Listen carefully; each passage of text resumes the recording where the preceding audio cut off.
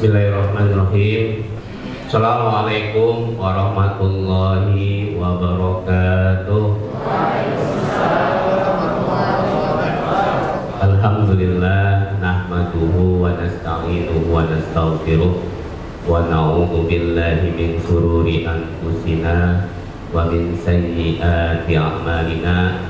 May yahdihillahu fala mudhillalah wa may yudhlilhu fala hadiyalah. Asyhadu an la ilaha illallah wahdahu la syarikalah wa asyhadu anna Muhammadan abduhu wa rasuluhu la nabiyya ba'dah.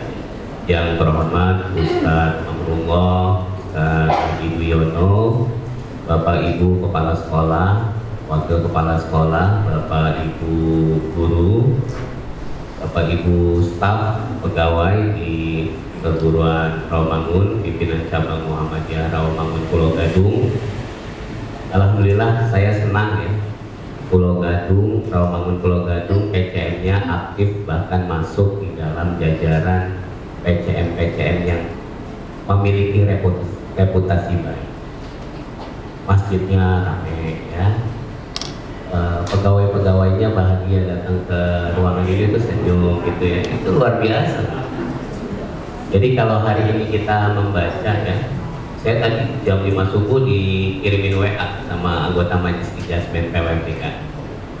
Dan saya kan terima WA ya kalau subuh.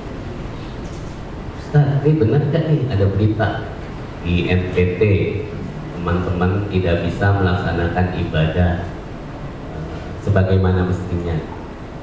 Saya bilang, itu lihat tanggalnya 18 Maret 2015. Lamaan ya. Jadi akhirnya memang hari ini kita disibukkan oleh sesuatu yang membuat umat Islam lengah terhadap fokus pengembangan impact. Bapak Ibu sekalian, izin ya saya berdiri ya. Yuk next ya. Bapak Ibu bisa perhatikan ya. Ini sekolah Muhammadiyah ya. Bapak coba kalau kasih komen, kelihatan nggak bapak? Hah? Di sebelah sini nih bagus nih ya, ada gambar bagus.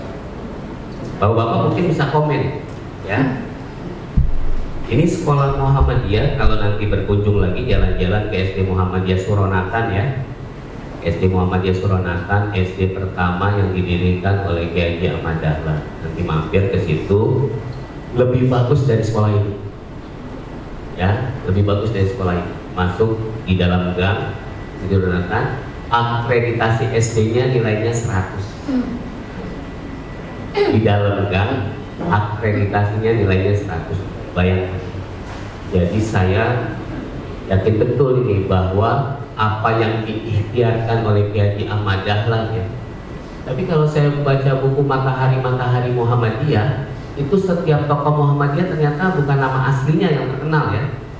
Kiai Haji Ahmad Dahlan dulu namanya Muhammad Darwis dan tokoh-tokoh lain. Nah, jangan-jangan Ustaz Wiono harus ganti nama ya, biar popularitas di Rawamangun menjadi sangat bagus. Saya lihat buku Matahari, oh ternyata semuanya ganti nama ya, sehingga dia mendapatkan insight yang berbeda ketika menggunakan nama yang dulu disandang. Muhammad Darwis sudah bagus, tapi beliau mengganti nama dengan nama. Kemarin Ustaz Adi Hidayat dalam pengajian menyebutkan bahwa ya Kiai Ahmad Dahlan ini keturunan Habib. Jadi kalau ada yang mau bilang nih Habib Ahmad Dahlan boleh, kata Ustaz Adi Hidayat, karena beliau turunan langsung dari zuriyahnya Nabi. Ya, jadi kalau ada orang yang sibuk dengan urusan Habib, Kiai Ahmad Dahlan ini, kalau menurut Ustaz Adi Hidayat, itu adalah salah satu yang memiliki garis sanad kepada baginda Rasulullah SAW.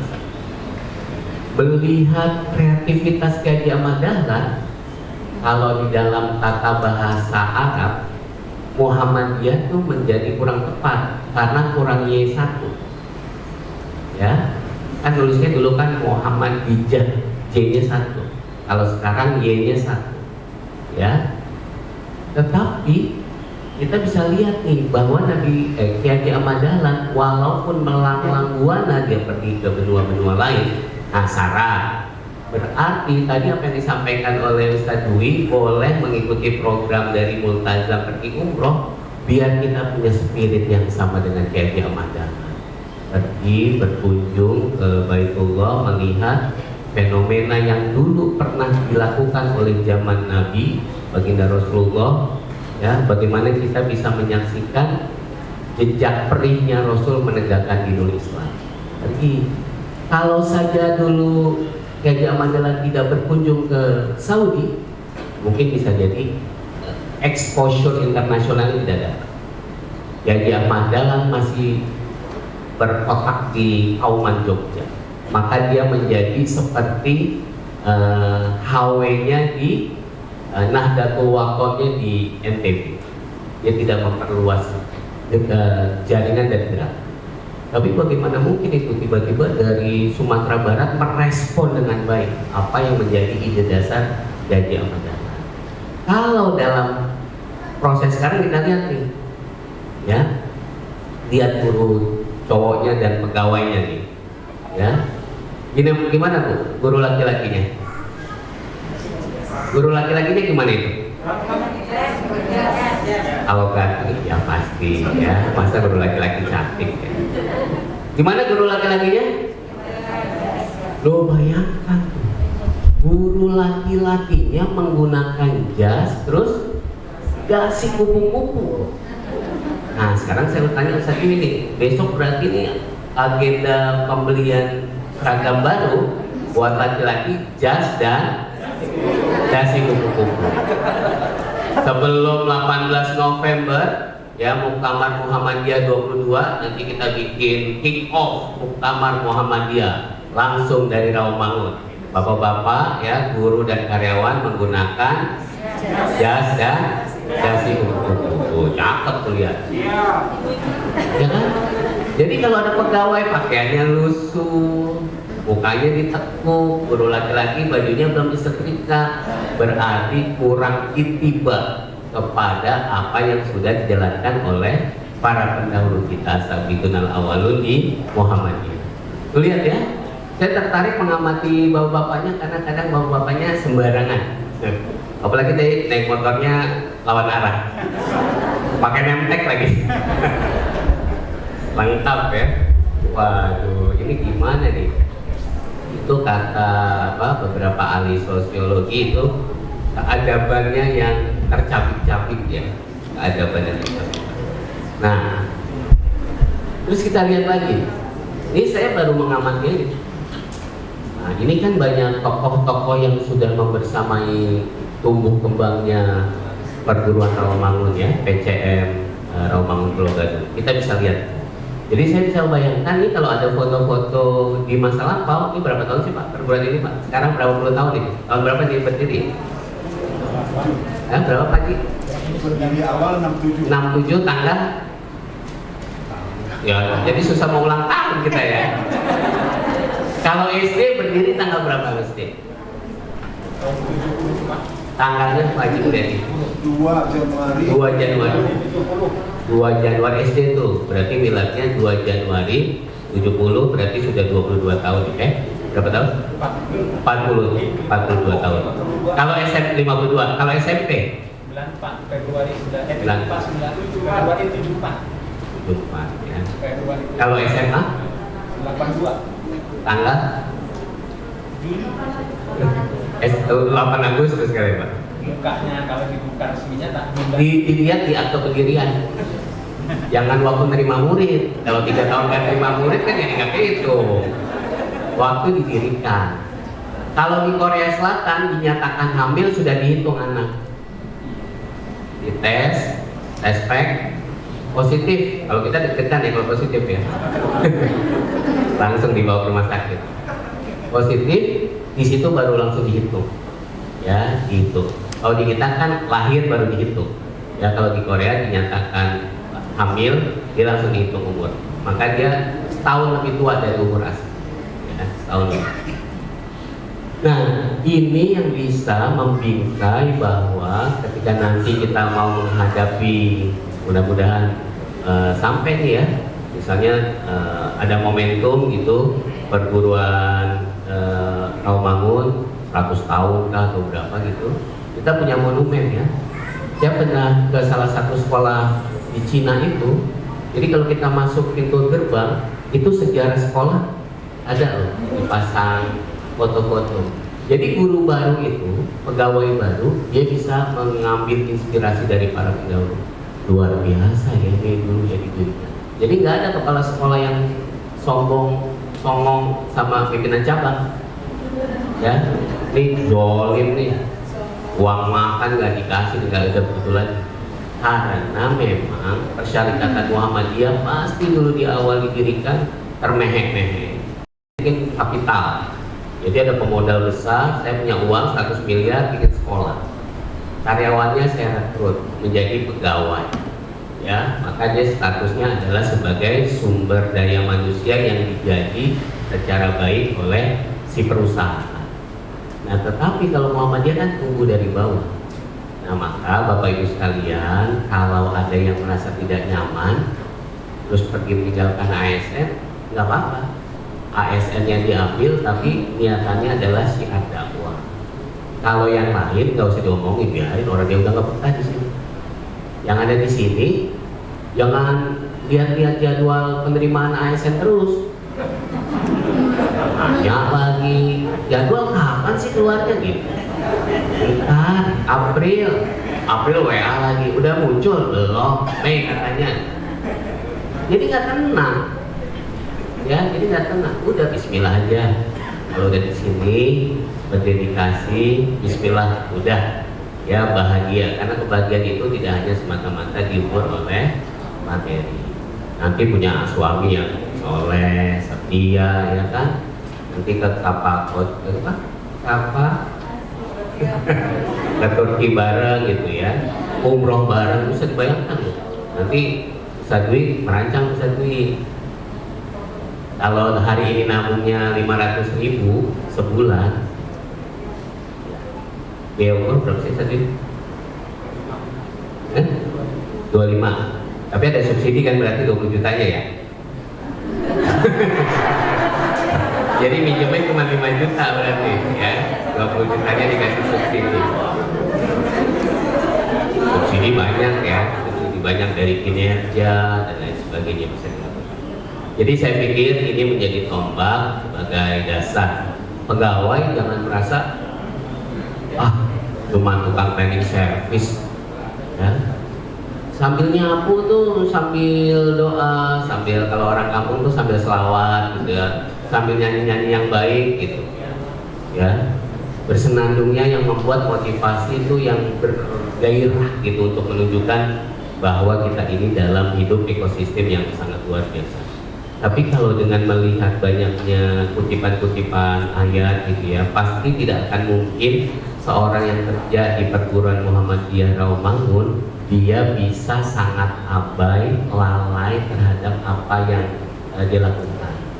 Bisa, kalau dia mau melakukan kejahatan pasti dia lihat innallaha ma'ana, misalnya gitu, dia nggak jadi lagi, ada Allah nih nggak jadi. Lagi jalan mau ke masjid, kamu satu tadi niatnya mau belokin langsung ke motor, karena tadi habis sholat ngelihat satu jadi nggak jadi, terngiang-ngiang. Jangan pernah lagi itu. Nggak sekedar pemotongan uang apa itu tadi, keadaban ya, atau dia ada apa ya, tidak hanya seperti itu. Nah, jadi saya mengingatkan ya para pegawai juga sama, staff, bahwa tadi kalau saya lihat luar biasa loh. SMA itu menjadi nilai tertinggi, tetapi yang didasmen para pegawainya, staffnya itu 96%. Ini kan menandakan bahwa uswah hasanah itu mulai terjadi. Kalau anak TK mah jarang ngaji, nggak apa-apa, namanya juga anak TK. Apa-apa lah orang TK. Belum bisa baca Quran, jadiin aja ya. Nah itu kalau guru-guru TK berarti menganggap dirinya anak TK ya. Tapi kalau guru TK, enggak lah Pak. Guru TK itu guru yang memiliki amal ilmiah yang paling dominan. Ketika anak sudah dewasa, berarti harus meningkatkan etos ya, hadir di awal. Kemarin saya di WA sama tim AIK Wahamka. Ustaz, kenapa nggak ikut program Hafiz Sabtu ini? Ya bentrok pengajian. Jadi saya duit hari itu aja langsung dikirimin pesannya. ada kendala apa sehingga tidak ngaji, ya. Jadi akhirnya, oh iya ya, hari ini bolos kelas gitu. Karena saya kelupaan ngirim pesan, jadi akhirnya di WA. Nah itu ya, hari Rabu saya jadwal tahsin sama Pak Rektor, ada satu halakoh jumlahnya 12 orang. Jadwal saya Rabu jam 5 sampai jam 6. Hari Sabtunya setoran hafalan jam 5 sampai jam 6. Jam 6 sampai jam 7 kelas integrasi. Jam 5 jam 6 kalam subuh. Jam 6 jam 7 setoran. Jam bentrok tuh ada juga kelas integrasi jam 6 sampai jam 7. Jadi boleh separoh setelah setoran hafalan boleh. Nah ini mungkin polanya bisa dibuat. Pak Haji Nasir pernah cerita ke saya, pokoknya kalau naik hafalan Qur'annya terus 30 kelar lebih cepat, berarti naik pangkatnya lebih cepat. Itu mantap ya. Setelah itu guru-gurunya disertifikasi, misalnya nanti pemenang sertifikasi terbanyak diberikan prioritas selain pegawai yang paling tua. Kan biasanya gitu ya, yang dapat umroh ini pegawai yang paling tua sama pegawai yang berprestasi. Jadi kalau pegawai paling tua mah ibadahnya harus terbanyak, karena nanti waktu umroh malu kalau ibadahnya sholat nggak benar misalnya gitu ya. Jadi harus diperbanyak. Nah jadi kalau ada hadiah umroh didahulukan yang senior terlebih dahulu ya untuk menghargai. Oke, yuk next. Oleh karena itu Bapak Ibu sekalian, komitmennya adalah komitmennya memasuki abad kedua Muhammadiyah. Bagaimana kita harus memiliki elan vital baru, ya, semangat baru, spirit baru. Cuma saya lihat dari tadi ngaji ini nggak ada yang bawa buku ya. Apa nyatetnya di handphone? Yang nyatetnya di handphone ya. Saya dulu karena diomelin sama Kiai Suada Bahri ya, kalau lagi ngaji gitu nggak bawa buku, terus mana bukunya? Enggak lah, ambil dulu gitu. Makanya saya selalu kebiasaan bawa catatan, tapi sekarang kan bisa pakai handphone. Ya. Nah, Bapak Ibu sekalian, ini ketika kita menarik kembali sejarah masa lalu Muhammadiyah, ya, Kiai Haji Ahmad Dahlan. Kiai Haji Ahmad Dahlan ini punya komunitas yang menyehatkan.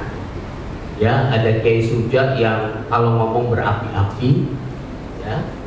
Dua sultan aja itu dua perangai yang berbeda. Sultan AR Sultan apa Pak? Kalau orang Padang Pak? Yang satu Sultan Mansur, Kiai Mas Mansur sama Sultan Mansur. Nah, Kiai Mas Mansur dengan Sultan Mansur berbeda gaya. Kalau Sultan Mansur kalau ngomong berapi-api. Kalau Kiai Haji Mas Mansur menurut Buya Hamka, kalau beliau sedang menyampaikan tausiah, maka kata Buya, saya wajib mencatat butiran-butiran hikmah dari apa yang disampaikan. Itu luar biasa. Jadi di sini ada Ustaz Dwi kalau ngomong lembut, ada Ustaz Mulyadi ya. Pak Haji Mulyadi mungkin kalau ngomong kayak yang kemarin apa? Bu Nurdiati Akma kata Ustaz tadi ya. Ada yang senang di jalanan silakan. Tapi ada pegawai ya, ada pegawai itu kalau jadi komandan satpam kan harus tegas ya. Masa komandan satpam ngomong yang lembut kan enggak? Tetapi kelembutan itu tetap berbungkus dengan ketegasan. Nah, kalau kita lihat ya di abad kedua Muhammadiyah harus berjiwa muda. Saya kalau di WA ya sama bapak-bapak dari Rawamangun itu saya bahagia ya. Tapi juga ada yang menarik nih. Kemarin pimpinan wilayah NA berkunjung ke Majelis Dikdasmen, terus kita ngobrol.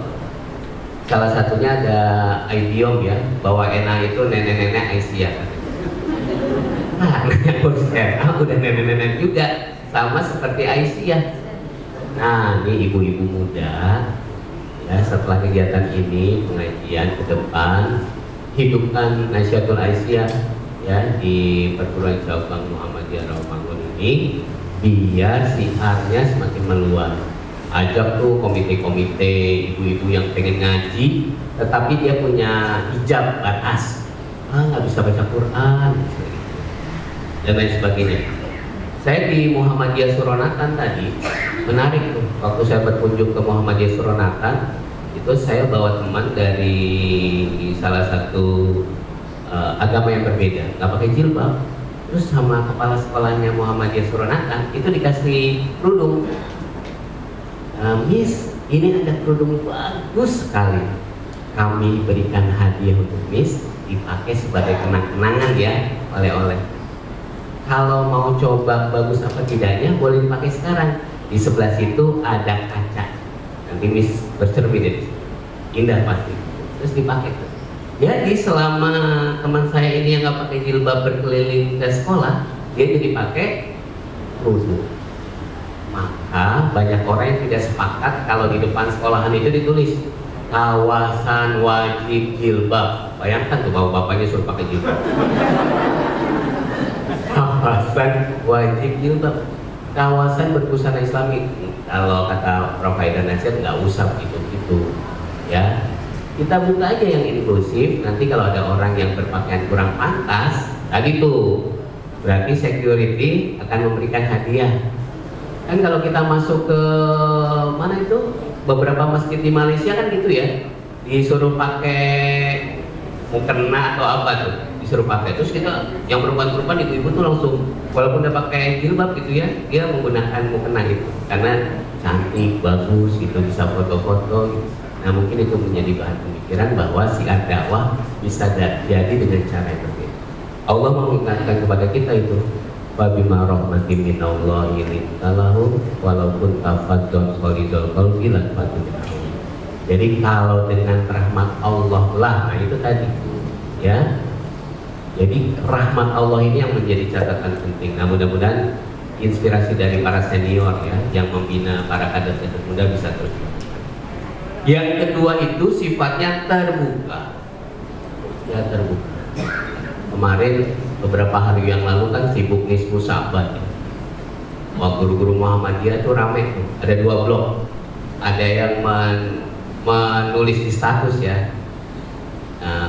Apa itu ya? Keutamaan Nisfu Sahabat. Guru-guru Muhammadiyah, kepala sekolah Muhammadiyah nulis keutamaan Nisfu Sahabat. Ada grup yang kedua nih. Ya, jangan lakukan yang bukan dilakukan oleh Nabi. Bid'ah. Itu ada 2 kubu nih, saya ngamatin aja deh. Kan paling nggak kan kita, nah ini kata Pak Muhajir, di Muhammadiyah itu doktrinnya tuh kurang kencang. Kalau di NU, kalau di NU nih, itu anak kecil itu udah diajarin. Nah, kalau kamu nanti SMP-nya ke sekolah Muhammadiyah, berarti bapaknya nggak bisa masuk surga, ibunya nggak bisa masuk surga. Kenapa? Soalnya jarang dikirimin Fatihah. Kalau di Muhammadiyah kan enggak kita gitu. Apa aja boleh. Sehingga pesan kemarin saya juga diskusi dengan Pak Ji Wiono, tolong dong anak-anak itu ditumbuh kembangkan ghirah bermuhammadiyah. Jadi kalau Bu Siti Nurbaya, alumni SD Muhammadiyah 3 Matraman Jakarta Timur, itu tidak pernah menyebutkan dia adalah alumni. Ya, jadi rasanya malu gitu. Tapi coba deh, Wakil Gubernur Sumatera Barat, saya alumni Al-Azhar, lagi bikin film ya, Kubah Putih. Jadi kita tuh nggak menumbuhkan doktrin gitu, bahwa Anda ini kamu adalah kader persyarikatan Muhammadiyah. Nggak usah nyari-nyari KTA kecuali yang mau jadi pimpinan, ya, kepala sekolah, wakil kepala sekolah gitu. Kan sekarang lagi heboh tuh Pendeta Safrudin, mantan alumnus Pondok Pesantren Sopron Universitas Muhammadiyah Surakarta, pengurus Muhammadiyah, ya. Jadi dia tahu betul tuh tentang Muhammadiyah. Jangan berdebat sama beliau kalau urusan Muhammadiyah karena lebih paham. Biarin nggak Haji Nasir aja, kiai lawan kiai ya, kalau kita jangan, nggak mampu gitu. Jadi, sampai segitunya tuh. Itu pengurus Muhammadiyah, mantan alumnus Muhammadiyah, ya, tinggal di Pondok Pesantren Muhammadiyah. Ya, satu-satunya pendeta yang paling cerdas kabar, ya. Sehingga pemerintah Indonesia meminta bantuan FBI, bayangkan ya. Kalau nangkepin teroris cepet deh, nangkep satu harus minta tolong sama FBA. Nah jadi inklusif itu terbuka, tetap mempertahankan sholat dakwah, ya. Nggak boleh ada ideologi lain selain ideologi bermanhaj Muhammadiyah. Ada mursal Muhammadiyah rasa salafi, itu ditegaskan tuh oleh Pak Haidar ya. Dulu Pak Haidar tahun berapa ya bikin surat edaran ya, melarang pengurus-pengurus aktif di halakoh-halakoh tarbiyah, ada suratnya ya. Jadi terjadi pembersihan tuh di kampus-kampus Muhammadiyah karena waktu itu posisinya sedang tidak baik ya. Jadi ini yang ditenggarai bahwa ideologi, Bapak Ibu sekalian, kita itu memandang Muhammadiyah mungkin lewat person, sehingga yang dilihat oh gitu sih orang Muhammadiyah. Tapi kalau bapak-bapak baca ya, saya itu luar biasa deh baca buku yang Kiai Air Farudin pakai sepeda itu, sepeda ontel ya. Pak AR itu menurut pendapat Pak Supriyanto, anak beliau, ini menarik nih, boleh ziarah ke orang hidup, berkunjung, datang itu, dikunjungi tokoh-tokoh, kepala sekolah, wakil kepala sekolah, security, cleaning service, OB, caraka gitu, diajak oleh Ustaz Dwi, bergiliran pergi tuh berkunjung ke rumah Profesor Dit Samsudin, ngobrol gitu. Jadi nanti para security bangga, jangan sampai ada akhirnya seperti kisahnya penceramah dari kelompok lain yang bisa ditusuk ya oleh tanda kutip orang-orang yang tidak suka Islam. Jadi kalau Ustaz Dwi nanti ceramah, Ustaz Mulyadi dan teman-teman, ini di sini ada okam nih berarti ya, karena kan aset Muhammadiyah ya. Jadi banyak orang yang menganggap oh nggak apa-apa lah. Presiden Iran, cerita dari teman-teman yang pulang dari ya, Presiden Iran itu ya naik mobil ya pakai bis aja diri lah, nggak apa-apa. Kalau mati ya Allah sudah takdirkan meninggal. Itu juga cara yang berbeda dalam memandang. Nah saya pikir untuk urusan terbuka ini kita harus menetapkan bahwa manhaj ideologi Muhammadiyah harus menjadi ciri utama. Terus kalau ada kata pegawai ini, ya Pak, saya kebiasaan Pak kalau di rumah, kalau tahlilannya saya ikut gitu. Ya nggak apa-apa, kan yang dibacakan kan waktu tahlilan kan baca Quran, diniatkannya baca Quran gitu ya. Tapi kalau bisa untuk berkunjung di lain waktu boleh juga ya, tahlilan habis maghrib, nah kita datangnya habis sisa, kan tinggal ambil beseknya aja ya. Itu ya, jadi nggak usah di kontrakan yang dalam urusan-urusan lain disilakan. Bahkan dalam beberapa kesempatan Buya Hamka kan membuat ilustrasi ya, beliau akhirnya harus sholat, terus dia harus ikut kunut. Yang paling monumental itu kan ketika Pak AR menjadi imam sholat di pondok pesantren NU, ketika Gus Dur ada juga di situ ya, karena Pak AR bacanya terlalu panjang dan lain sebagainya, sehingga sholat raweh yang harusnya biasa dilakukan 23 oleh Pak AR kan ditanya mau lanjut 23 atau cukup sini langsung witir. Kata Gus Dur kan gitu, baru kali ini orang NU di Muhammadiyahkan di masjid ya. Nah, gitu ya. Nah, ini kisah-kisah menarik tuh. Jadi Bapak Ibu tuh kalau banyak baca buku-buku tokoh-tokoh Muhammadiyah tuh perasaan luar biasa ya. Aisyah lebih dahsyat lagi. Bagaimana itu ibu-ibu Aisyah yang gak kenal gadget bisa memiliki koneksi jaringan dengan paradigma-paradigma, pemikiran-pemikiran, wawasan dari luar negeri. Kita aja nih di abad sekarang ada banyak ibu-ibu muda yang tidak bisa menyelesaikan pendidikan sampai SMA. Kok bisa ya ibu-ibu Aisyah waktu itu berjejaring dengan seluruh dunia? Tidak dahsyat. Saya membayangkan ya ibu-ibu Aisyah di masa itu pasti sangat cerdas sekali. Cuma memang kita tidak mengelaborasi sedemikian rupa. Maka guru-guru Muhammadiyah, guru-guru Ismuba mohon tidak hanya mengajarkan tanggal, waktu, tahun, tetapi beyond, inside, behind dari aktivitas tersebut. ya. Yang terakhir adalah adaptif. Ini sekolah, ini setelah ini udah berapa tahun nih bangunan Pak Nasir? 94 tuh. Ya 94. Kalau di Cina setiap 50 tahun dibongkar ya, dibongkar. Setiap 50 tahun dibongkar karena khawatir ada kendala di bagian bawah. Jadi saya bisa membayangkan nanti ini menjadi mercusuar Muhammadiyah DKI Jakarta. Bapak Ibu sekalian, orang hidup menurut Pak Dahlan Rais, pimpinan, guru, karyawan di amal usaha persyarikatan Muhammadiyah harus dua. Yang pertama, dia harus punya monumen gedung. Kalau misalnya pegawai OB, dia harus selalu membuat tempat-tempat cuci tangan tuh bersih. Ya, lantai kinclong. Kalau saya nunduk tuh muka saya kelihatan. Nah, itu monumen menurut Pak Dahlan Rais.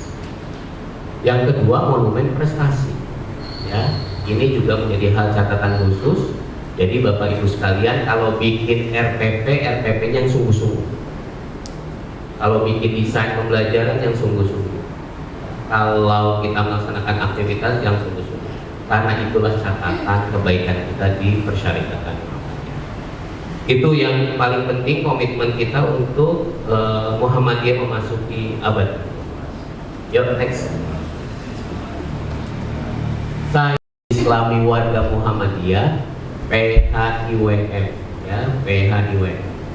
Hasil dari Muktamar Muhammadiyah di Jakarta ya Pak, tahun 2000 dan sampai saat ini Muhammadiyah di Jakarta lesu darah, ya nggak ada lagi kegiatan yang membahana gitu. Kalau mau bikin apa kayak menarik kejadian di Sidoarjo, ya ada orang tua murid komite sekolah naik motor sama anak kecil, anaknya yang satu kelas 3 atau kelas 4 naik motor terus nabrakin kantor pos polisi bawa bom, ya heboh tuh Muhammadiyah di Sidoarjo, ya karena waktu itu nabrakin anaknya pakai batik, maka batik sekolahnya diganti semuanya, ya itu image buruk ya, image buruk. Maka Bapak Ibu kalau tadi melawan arah, nanti Pak Dwi ganti batik loh, nggak bener tuh, ya. Banyak sekali materi yang sudah disampaikan di PHIWM, tapi saya sudah masuk ke kehidupan dalam mengembangkan ilmu pengetahuan dan teknologi. Berarti kalau pengajian berikutnya panggilnya MH Ibnu Najib tuh, kehidupan dalam seni dan budaya, ya. Nah, ini banyak banget, ya. Jadi saya bisa membayangkan nih kalau dulu kan kalau Baitul Arqam kan dikasih gratis satu-satu kan, ya. Satu paket tuh isinya apa sih? Tarjih, ya kan? Terus setelah itu manhaj ideologi Muhammadiyah, terus PHIWM. Tuh biasanya tuh kalau Baitul Arqam tuh dikasih 3 paket tuh, ya KPT yang terbaru, terus sama manhaj ideologi Muhammadiyah yang ditulis oleh Pak Haidar Nasir yang warna hijau kemasan itu. Terus berikutnya pedoman hidup Islami warga Muhammadiyah, itu biasanya satu paket. Jadi saya bisa memastikan bahwa di loker-loker, di lemari-lemari di rumah Bapak Ibu ada 3 komponen tersebut. Ada nggak? Ada ya? Oh, ini bisa ditanya nih nanti nih buat post test. Yuk next.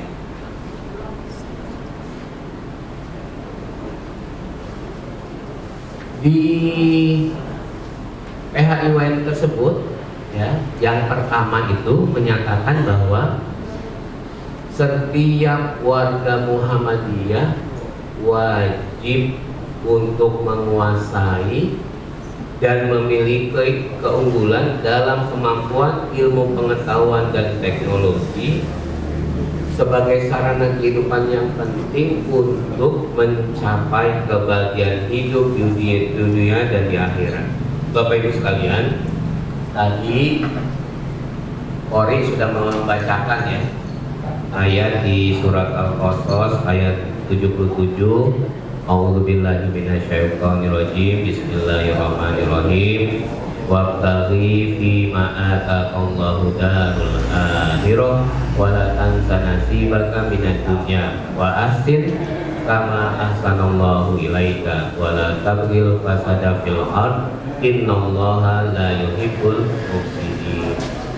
dan carilah pahala di negeri akhirat dengan apa yang dianugerahkan Allah kepadamu, tetapi janganlah kamu lupakan bagianmu di akhirat, di dunia, dan berbuatlah baik kepada orang lain sebagaimana Allah telah berbuat baik kepadamu, dan janganlah kamu berbuat kerusakan di muka bumi.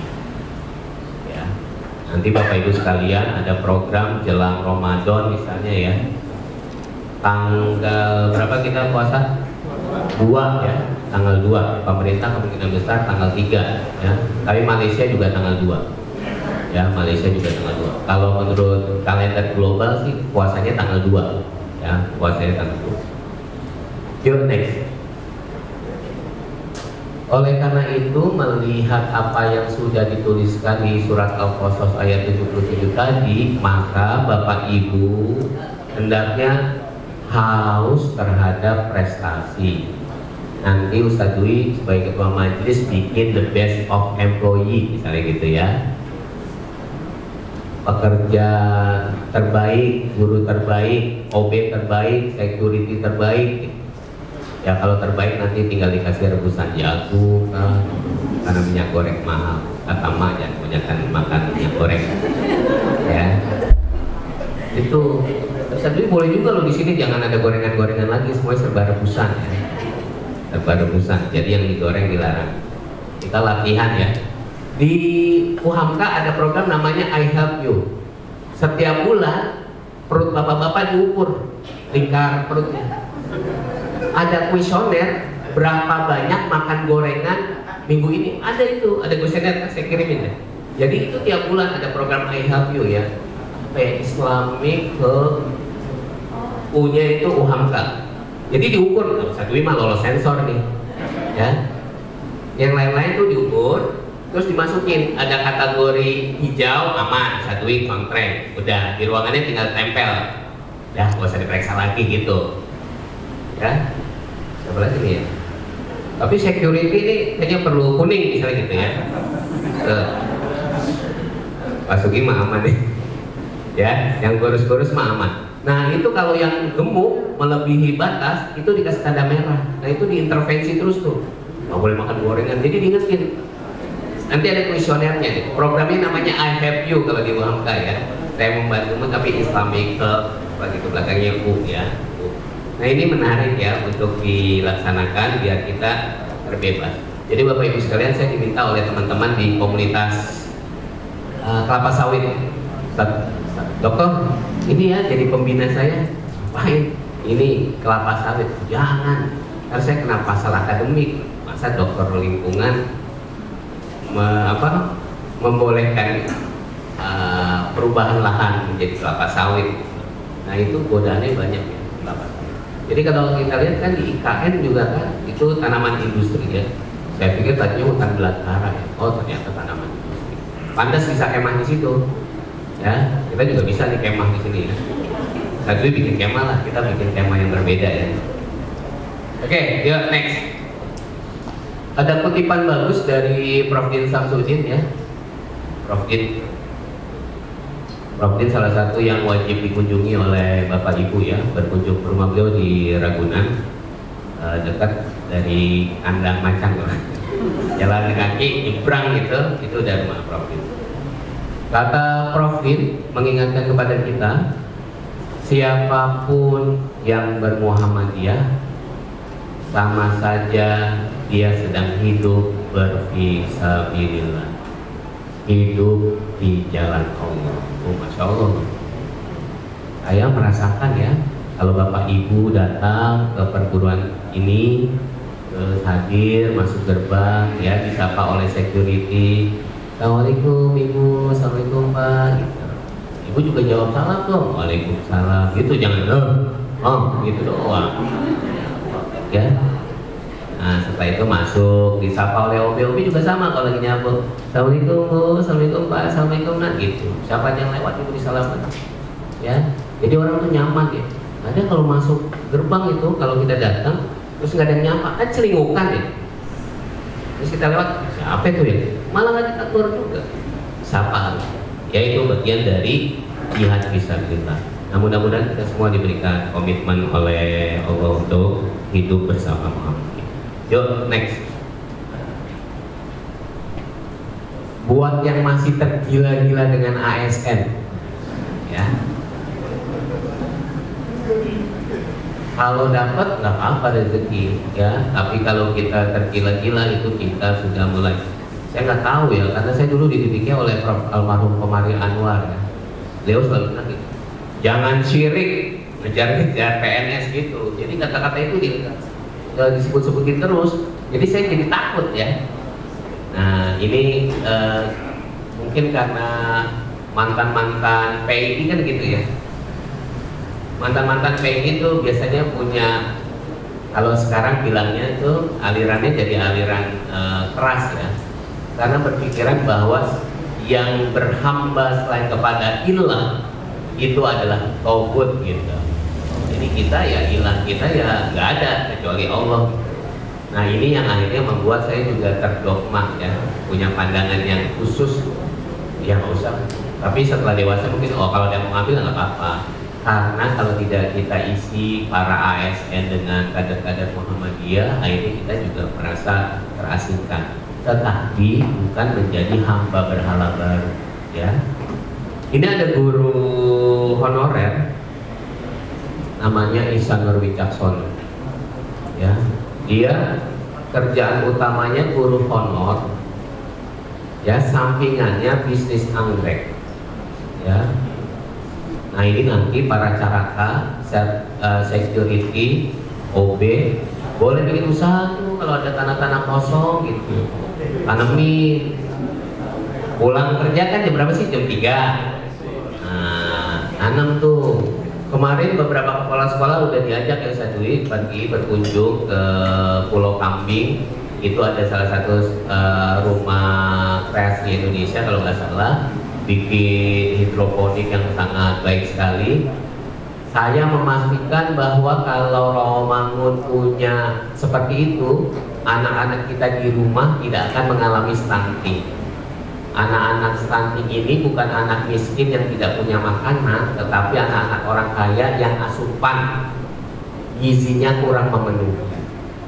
Kalau ibu-ibu sibuk tidak sempat ke pasar, maka nanti tuh setiap pulang itu akan ada tempelan di situ.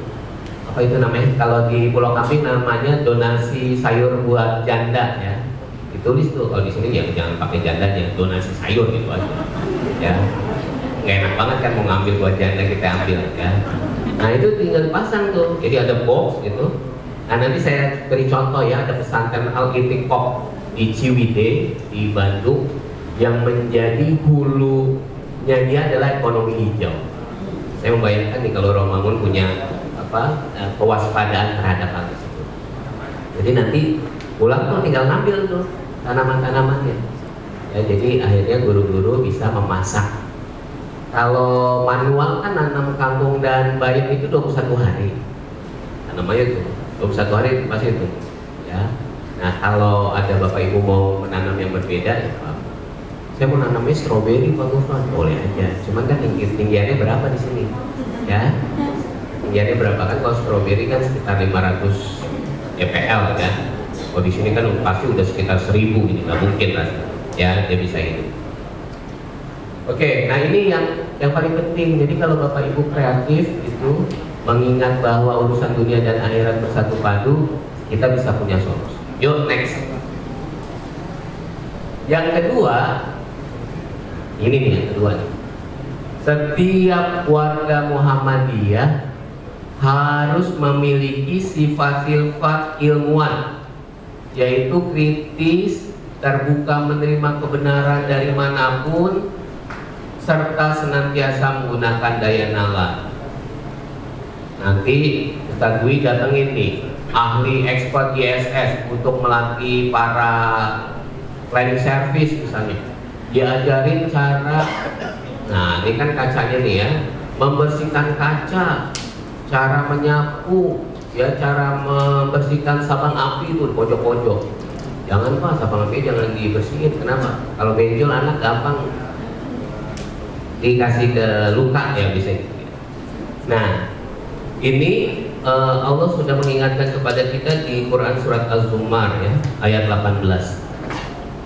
Di situ Allah tegaskan bahwa mereka yang mendengarkan perkataan lalu mengikuti apa yang paling baik di antaranya, mereka itulah orang yang telah diberi petunjuk oleh Allah, dan mereka itulah orang yang mempunyai akal sehat. Zamannya 212 nih yang namanya akal sehat booming ya. Makanya Monas disebut dengan monumen akal sehat. Ya, di zaman itu, Yuk, next berikutnya. Ini saya mengingatkan nih. Saya sengaja ya. Ini biar para karyawan nanti para cleaning service, security kalau ngobrol di pos, nih nanti mengutip itu. Menurut Tom Nichols, the death of expertise gitu. Jadi pegawai Muhammadiyah tuh ngerumpinya tuh harus berilmu ya. Saya diingatkan oleh teman saya ketika mereka melakukan lawatan ke Qum di Iran. Katanya begini. Kalau di Iran itu sore-sore itu orang-orang pada ngopi. Kalau di sini tuh di kafe-kafe. Kalau di Belitung itu di benar-benar warung kopi ya. Itu pada bawa kitab itu. Jadi ngopi, berdebat itu sambil membawa buku, mulai dari penyapu jalanan sampai peratasan. Jadi saya bisa membayangkan ya kalau di sini nanti ada sesi kopi bareng gitu, morning coffee. Nanti security disuruh presentasi, kultum apa yang sudah dibaca, terus beliau boleh. Nanti biasanya kalau usianya di bawah 50 tahun, buku-bukunya misalnya sukses kaya raya di masa muda gitu. Tuh biasanya yang usianya di bawah 50 tahun baca bukunya. Tapi kalau udah 55 tahun baca bukunya biasanya ini bahagia menuju surga gitu. Beda-beda ya, beda-beda. Itu cari bacanya tuh beda ya, sesuai dengan umurnya. Sesuai dengan umurnya. Ntar lihat aja kalau baca ya. Karena saya baca apaan sih Bi? Buku-buku kayak gitu. Ya kita cara sudut pandangnya berbeda. Nah, Tom Nichols itu bilang adanya matinya kepakaran. Ya, kalau profesor mau bersin aja pakai metode saintifik ya, dengan kecepatan bersin, berapa virus yang akan disebarkan, gitu. Sama pengangguran yang nggak sekolah, sama tuh, nyebutnya tuh para pendengung, ya, para pendengung. Tahu ya Bapak Ibu ya? Antara nyamuk demam berdarah sama nyamuk kampung. Nyamuk kampung gimana kalau bunyinya? Itu pasti nyamuk kampung, nggak usah khawatir. Udah biarin aja. Tapi kalau nyamuk demam berdarah dia nggak bunyi dan nggak main atas, mainnya main bawah. Ya, kalau nyamuk kampung tuh pasti di atas gitu. Gitu. Kalau nyamuk kampung dia lewat bawah. Ya, apa dia? Ya mungkin terbiasa dilatih oleh para koruptor. Ya sukanya kan main bawah. Nah itu kalau nyamuk kampung tuh dia berisik. Nah kalau di kita bilangnya tuh pendengung. Di Inggris kan tuh jadi buzzer. Ya jadi buzzer. Buzzer tuh pendengung itu, berisik ya. Jadi jagat maya itu dibuat berisik oleh orang-orang yang tidak bertanggung jawab. Nah muncul yang namanya hoax ya. Yuk next lanjut. Nih ada pesan dari Pak Ketua Umum ya. Pak Ketua Umum ini masuk dalam jajaran 100 saintis di dunia ya, dalam bidang humaniora. Jadi kata Prof. Haidar, di dunia pendidikan ini sekarang berkembang tumbuh dengan adanya yang pertama adalah virus agnostis, di mana ketuhanan, nilai-nilai keilahian ya itu dianggap sebagai sumber masalah ya, sumber masalah. Maka biasanya itu muncul di SMA biasanya. Penelitiannya Dr. Novi Andayani dengan para LGBT ya, itu ada alumnus UIN program studi Usuluddin ya. Kata Bu Novi waktu saya tanya kenapa akhirnya sukanya dengan laki-laki, Ya kan Allah menciptakan laki-laki dan perempuan. Laki-laki boleh dengan laki-laki, perempuan boleh dengan perempuan gitu. Itu salah satu yang diminta oleh Dr. Novi Andaya untuk kembali menjadi laki-laki sejati, dan beliau tidak berkenan. Gak apa-apa Bu, biarin aja saya seperti ini. Jadi ini nilai agnostis nanti menegasikan nilai-nilai keilahian, nilai-nilai ketuhanan tidak hadir lagi. Misalnya di TK gini, coba sekarang angkat tanganmu, minta, ya Allah, saya minta boneka dong, saya minta boneka. Terus buka matanya, bonekanya ada nggak? Nggak ada. Nah berarti Allah itu ada tidak? Tidak, gitu katanya. Terus sekarang tutup lagi matanya, terus bilang, Bu guru, aku minta boneka, Terus buka sekarang matanya, bonekanya ada nggak? Ada, berarti yang ada itu adalah Bu Guru. Jadi Bu Guru nggak ada kalau Tuhan itu tidak ada. Jadi kalian nggak perlu percaya sama Tuhan. Ini salah satu hal yang perlu diantisipasi. Ya, wajib ya Majelis Tigasmen mengawasi guru-guru yang bernuansakan menjurus kepada nilai-nilai menegasikan nilai ketuhanan. Yang kedua, kata Prof. Haidar, virus ekstremisme dan radikalisme. Bapak Ibu sekalian, kita sudah bersepakat bahwa Muhammadiyah itu gerakan wasatiyah, pertengahan, tidak ekstrim ke kanan, sangat keras. Kalau Pak Haidar menyebutnya neo-revivalisme, orang yang akhirnya berteriak-teriak takbir untuk berjuang dalam konteks yang berbeda yang mungkin tidak begitu tepat. Tapi ada juga yang ke kiri-kirian, terlalu liberal. Nah, kata Pak Haidar, menurut Muhammadiyah kita wasatiyah, ya, di tengah-tengah. Kita tidak lagi memperdebatkan tentang ideologi Pancasila. Menurut Muhammadiyah sudah pasti, sudah selesai, sudah tuntas. Darul ahdi wasyahadah. Tidak lagi yang berat. Oke, yang berikutnya, virus kekerasan. Bapak Ibu, saya mengingatkan lagi kepada PCM dan Digasmen, mudah-mudahan nanti ketika kita tatap muka tidak ada lagi kasus kekerasan. Dan yang berikutnya pelecehan seksual. Ya, ini salah satu materi yang perlu disampaikan kepada para guru dan karyawan. Kita ingat ya, waktu JIS ada kasus pelecehan seksual oleh cleaning service. Ya, jadi waktu JIS itu cleaning service itu, cleaning service-nya jadi kasihan loh. Nanti di cleaning service juga harus menjaga diri ya. Cleaning service jangan nenteng-nenteng anak kecil sembarangan ya. Sini. Atau dia karena mulus BAB terus digendong buru-buru ke toilet, jangan. Karena tangkapan layar CCTV itu berbeda dengan apa yang terjadi. Itu kan JIS jadi crowded, ya, jadi crowded. Jadi Bapak Ibu pegawai di kebersihan, ya, cleaning service, janitor dan sebagainya harus menahan diri untuk tidak melaksanakan aktivitas-aktivitas yang tidak terukur ya. Nanti Ustadz Dwi pastikan lagi itu SOP ketika anak-anak pergi ke toilet, anak SD kelas 1, kelas 2, kelas 3, kelas bawah. Nah, itu biasanya bermasalah di situ. Ya, untuk TK juga bisa jadi perlu diantisipasi. Guru-guru laki dilarang mangku anak-anak SD. Ini kan guru SD kan suka, anak SD kelas 1 kan suka minta dipangku tuh, dilarang. Ya, karena nanti kita punya hal yang tidak nyaman ya, hal yang tidak nyaman. Ada satpam nih, security di salah satu sekolah. Ini menarik nih.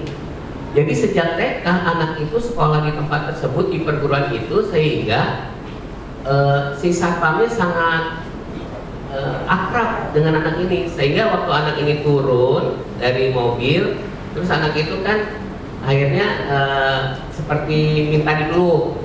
Terus udah gitu anaknya cium kiri kanan gitu sama Pak Satpamnya, itu orang tuanya moto-moto loh di mobil. Terus akhirnya dilaporkan ke yayasan, sehingga akhirnya Satpamnya terpaksa bangku cadangan nggak di situ lagi, dipindah ke divisi yang lain. Nah itu yang saya pikir kita harus berhati-hati ya, karena kan sekarang kan dunia digital begitu cepat menyebar ya, sehingga tidak seperti yang kita lihat. Yang terakhir adalah virus pembodohan, ya, virus pembodohan. Guru dan pegawai Muhammadiyah Rawamangun dilarang untuk secepat kilat itu menekan WhatsApp, berita-berita, foto ke grup dan lain sebagainya. Apalagi masang status anak lagi yang kurang baik. Kemarin saya lihat tuh ada guru masang status anak, orang tuanya bercerai, suaminya nikah tinggal di Citayam, ditulis di status itu. Saya tahu kan, baca kan, saya orangnya suka stalking itu, suka kepo. Kalau enggak kan saya nggak bisa isi materi nih ya. Kerjaan saya sebelum isi materi itu stalkingin guru-guru. Nah terus istrinya nikah lagi, tinggalnya sekitar Mampang. Nah anak ini akhirnya lagi diomelin sama emaknya lagi gak dikasih duit sama lakinya. Anaknya tinggal di depan toko ya, masih pakai seragam yang pagi tadi. Ketemunya dilihat jam 9 malam, bajunya udah pada dekil. Terus dipasang status sama guru itu, orang tua macam apa ya, cabut aja KJP-nya. Masya Allah, tuh sampai gitu. Jangan sampai, itu bukan ranahnya Bapak. Jangan memasang hal-hal yang kurang pas dengan urusan sekolah. Ini Ustaz Dwi dan teman-teman di sini udah capek banget bikin branding sekolah. Ibu bikin munculin status yang kurang pas. Ya, gitu ya. Kalau mau nge-zoom, posisi video mati. Ini ibu-ibu ya, saya sering nge-zoom nih, lihat ya. Ibu-ibu main buka aja. Kemarin yang lucu mahasiswi saya dong, lagi mau seminar, lagi ngebetulin tali BH. Di zoom ya ini. Terus saya bilang, itu kerekon gak gitu? Bagus, cek aja deh nanti gitu. Itu videonya kebuka, dia nggak sadar ya. Nah jadi Bapak Ibu pastikan sebelum masuk videonya itu off. Ini emang harus ada adab zoomiyah ini, karena kadang tuh nggak ini ya, padahal ada panduannya loh. Kadang nggak terlalu peduli atau memang tergesa-gesa, saya nggak tahu ya. Ini catatan penting dari Pak Haidar Nasir. Oke, yuk next. Ini lanjut ya dengan Prof Haidar. Jadi ada sebuah situasi kebatinan, suasana kejiwaan dari kita kaum muslimin terhadap situasi yang sekarang terjadi. Ini susah, toa nggak boleh, minyak goreng ini anu gitu. Nah kata Prof Haidar, itulah yang disebut dengan Muslim apology dan cis mentality. Apa itu? Kata Prof Haidar, situasi di mana kita apologi dan merasa terkepung. Terang aja, Cina dia gitu. Tuh kita tuh kalau apa-apa tuh nyalainnya Cina. Saya karena lingkungan saya orang Cina ya, jadi kalau dibilang kayak gitu, masa sih? Saya sejak kecil sampai dewasa gitu terbiasa hidup di lingkungan kecinan gitu. Kayaknya gitu. Orang Yusuf Hamka aja orang Cina. Ya. Dan banyak orang-orang Cina yang lainnya baik. Jadi bukan karena ini nih konglomerat nih 9 naga ini. Saya setiap hari dapat WA 9 naga. Saya nggak pernah berani balas itu. Karena pengacara muslim TPM selalu ngingetin saya, jangan balas WA yang udah dicatat sebagai teroris oleh Pak Hendro Priyono. Pak Hendro Priyono itu alumnus Muhammadiyah, ya, ayahandanya dari Pak Andika Perkasa, ya, alumnus SMK Muhammadiyah 1 Kemayoran, Pak Hendro Priyono, ya. Di tangan beliau lah BIN bisa dengan tertata dengan lebih rapi ya. Tapi kan akhirnya kita merasa kita dikepung, ya dikepung. Saya pernah berkunjung ke BSD.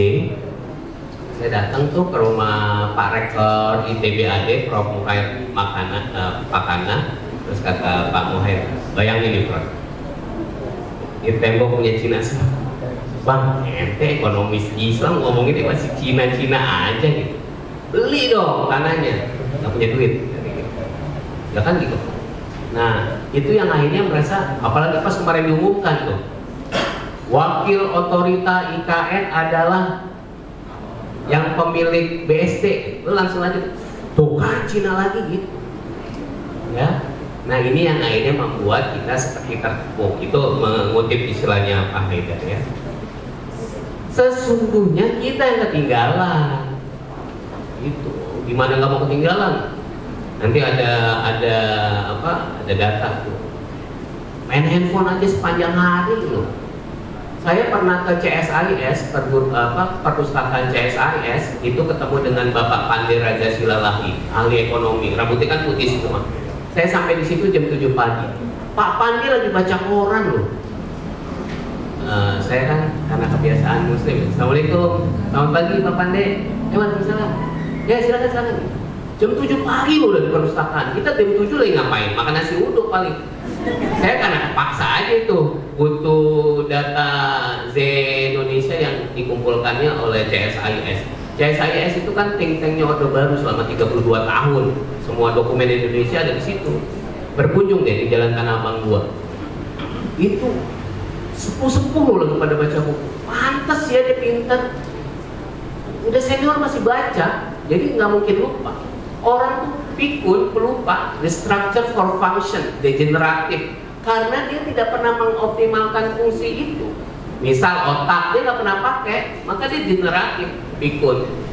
Kunci motor mana ya? Kunci motor yang itu. Padahal kacamata mana kacamata? Nah itu dipakai apa tuh? Di rumah itu kompornya sudah mati atau belum ya? Gitu. Tadi udah dicabut belum main colokannya gitu. Jadi kita semua tuh karena jarang baca. Bapak-bapak perhatikannya di tangan sebelah kanan pasti lebih besar daripada tangan sebelah kiri. Karena tangan kanannya lebih banyak dominan bekerja, sehingga tangan kirinya degeneratif, tidak berfungsi dengan baik. Itu, ya. Nah ini situasi ketertinggalan umat selalu dikaitkan dengan konspirasi. Ya, konspirasi. Banyak buku konspirasi. Saya kalau baca buku konspirasi, misalnya tulisannya si siapa itu, Dan Brown misalnya, ya kan? Dan Brown kan isinya tuh konspirasi semua tuh. Bagaimana proses pemilihan uskup dan lain sebagainya. Banyaklah teori konspirasi ya. Teori konspirasi itu kita sebutnya Israiliyat ya, itu banyak tuh. Nah ini yang perlu kita benahi. Jadi nanti ini gara-gara gitu, nggak usah begitu. Kita harus tumbuh kembangkan. Karyawan yang punya anak, ya jangan kalau lagi digendong cuma ciluk bah itu bacain ya kisah-kisah penaklukan Al-Fatih terhadap Andalusia gitu. Al-Fatih bacanya yang bagus ya, jangan kisah si kancil ya.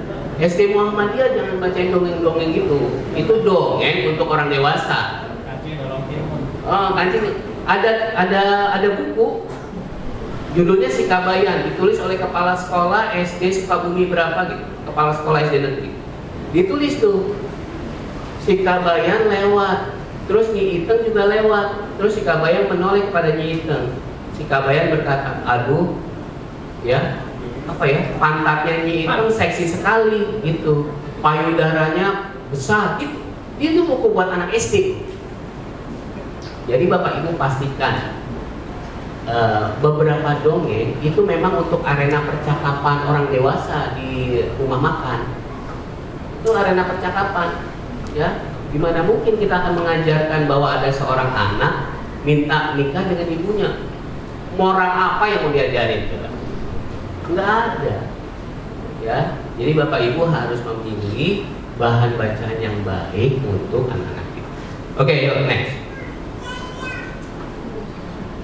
Yang di nomor 3 di PHIWM itu menegaskan tentang kewajiban kemampuan menguasai ilmu pengetahuan dan teknologi merupakan bagian tidak terpisahkan dengan iman dan amal soleh yang menunjukkan derajat kaum muslimin dan membentuk pribadi ulil albab. Al-Quran menyebutkan di dalam surat Al-Mujadalah ya, yarfa'illahu allazina amanu minkum wallazina utul ilma darajat. Allah akan meninggikan beberapa derajat orang-orang yang beriman di antaramu dan orang-orang yang diberi ilmu pengetahuan beberapa derajat. Para security nanti akan diberikan kompetensi pengamanan. Itu ilmu itu. Ya, cara megang tongkat, nah itu juga ilmu. Nanti tim kebersihan memegang bagaimana cara menyapu yang bersih, itu juga ilmu. Ya, jadi jangan memahami bahwa ilmu itu harus di bangku sekolah. Yo, next. Oleh karena itu, ulul albab itu sering diartikan adalah dengan pikiran. Dengan pikiran. Beda ya. Brain sebagai fisik, mind sebagai spiritualitas, pikiran. Kata Pak Ari Ginanjar, ada God spot, walaupun ditolak ya teorinya Ari Ginanjar tentang God spot. Kata Ari Ginanjar, nanti baca bukunya Dana Zohar dan Ian Marshall, judul bukunya itu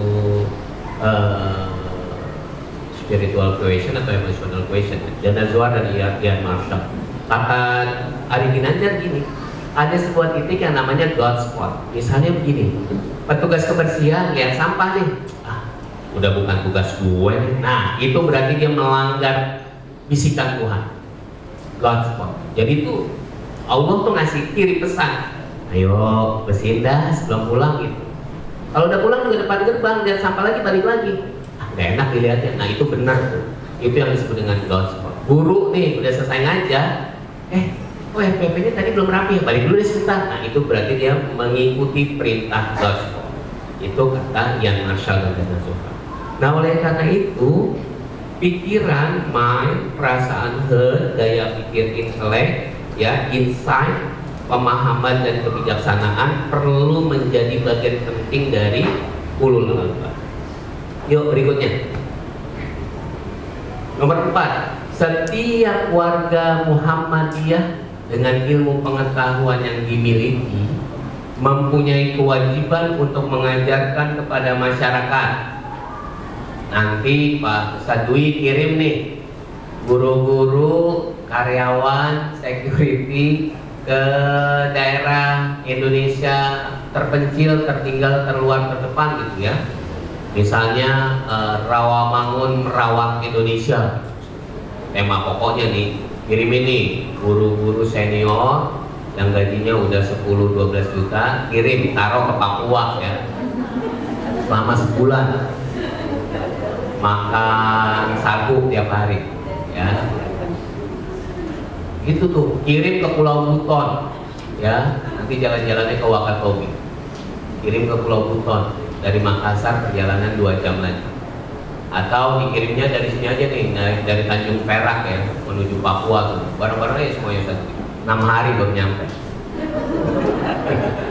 Naik pesawat 4 jam, naik kapal laut 6 hari. Bapak Ibu bayangkan loh, ya betapa tidak benernya kan kita kan. 6 hari ada orang nih, bapaknya mau meninggal nggak punya duit, dia harus pulang. 6 hari loh. Pesawat 6 jam itu kan gitu ya. Saya sendiri ini kalau lagi sebel ya, ini nggak hadir nih pemerintah nih. Mas, saya pernah pergi dari Vietnam ke mana gitu ya di laut, itu di pesawat itu orang pada bawa kambing loh, bawa kambing itu. Saya nih kan kayak duduknya kayak di mikrolet gitu, di sebelah saya bawa kambing. Bapak Ibu kalau latihan nanti Rawamangun kirim surat aja ke Panglima naik Hercules ya. Itu kan banyak apa itu jaring-jaringnya tuh di atas ya kan, dikasih satu-satu tuh pakai apa tuh, kalau ada sesuatu ya. Nah tapi di sini kan susah kita melihat ya pesawat-pesawat perintis Pelita Air itu yang saya pernah jalani ya ke Raja Ampat selama 6 tahun itu ya memang diperuntukkan bukan buat orang Indonesia. Nah itu kendala yang jadi pemikiran besar Pak Habibie dulu dengan membuat CN 235 itu adalah menyatukan Indonesia lewat udara. jangan cuma sekedar tanah dan air diobok-obok apa tuh diaduk-aduk dimasukin gentong. Ini kita bersatu nih, ya masa bersatu di gentong itu kan bahaya, ada protes. Jangan tanah dan air menjadi hanya sebagai etalase ya, jadi sakral. Jadi saya bilang gini, ini kayak zaman anak Betawi zaman dulu nih. Dulu kan gitu ya, kalau mau pindah rumah nih orang Betawi pasti bawa tanah loh. Bawa tanah tuh sama air, segayung, masukin plastik, bawa ke tempat baru, terus airnya disiram ke kolam itu ya kan. Kan kalau kita nih yang sekarang apa ya maksud kita nyari tanah di mana sekarang kan udah tutup. Bawa tanah nih dari rumah dari kampung Melayu pindah gitu ya, mau naruh di mana tanahnya? Ya tanah terus diobok-obok gitu ya, nggak ada yang dapat gitu, filosofi lingkungan yang nggak dapat. Saya pikir masing-masing tuh bawa tanah satu ember terus ditanamin pohon gitu. Di wah sawah kecil, oh ini dari itu kampung Marunda gitu. Kirain saya gitu, oh ternyata tanahnya diobok-obok gitu. Tarik kemana? Kan jadi keruh maksudnya, ya. Enggak, kalau ini memang sulit pahami sehingga semua orang protes ya, Kalau Walhi Kalimantan lebih dahsyat lagi, ya. Kemarin saya ketemu dengan Ibu Dr. Nur Hidayati dari Universitas Aisyah Yogyakarta. Beliau meneliti tentang 4 cara suku-suku pedalaman di Indonesia memberikan nama kepada anak-anaknya. Yang paling rapi itu suku Batak. Ya, suku Batak itu rapi, selalu punya pola, ada pattern. Yang sebagian besar kata beliau anak di Padang, nah ini Haji Nasir, saya mau ngomong sama Haji Nasir. Orang di Padang, ya, sebelum ada masa stigma Islam, anak-anaknya itu pakai nama-nama yang Islami, ya. Tapi sejak adanya kisah apa Ajas Tunggal Pancasila kalau nggak salah, akhirnya nama anak-anak di Padang itu tidak lagi berputar dengan nama-nama Islam. Itu penelitiannya dari UNISA. Terus kalau orang Kalimantan itu dia mencari nama apa yang sedang terjadi, ya, apa yang terjadi. Misalnya anaknya jatuh, namanya jatuh. Bangun, jatuh bangun mana? Ya. Misalnya begitu. Jadi anak kalau anak di Padang sekarang berbau-bau Eropa, modern gitu. Itu hasil penelitiannya UNISA ya. Saya mengutip aja dari hasil risetnya beliau. Nah, terus saya bilang, oh jadi kalau sama Pak, sekarang di Dayak juga nggak ada anak-anak yang pakai nama itu.